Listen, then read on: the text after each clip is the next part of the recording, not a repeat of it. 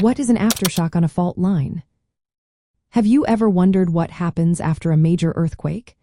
You might think the shaking is over, but that is not always the case.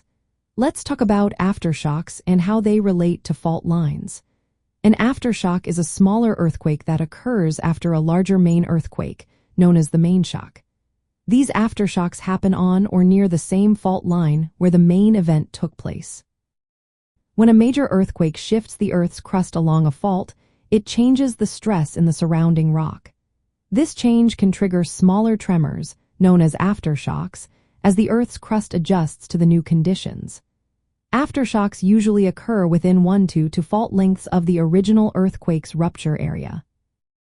You might be surprised to learn that aftershocks can continue 4 days, weeks, months, or even years after the main earthquake. Although they are generally less powerful than the main shock, they can still cause significant damage. This is especially true for buildings and structures that have already been weakened by the initial quake.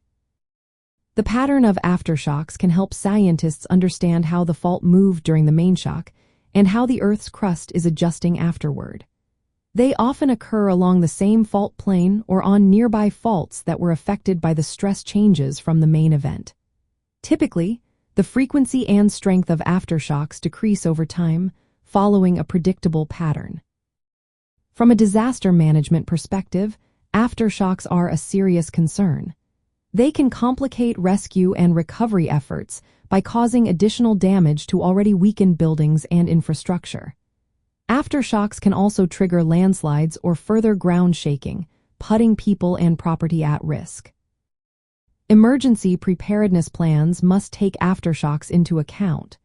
These secondary earthquakes can exacerbate the destruction caused by the initial quake and complicate response operations. Understanding aftershocks is essential for anyone living in earthquake-prone areas.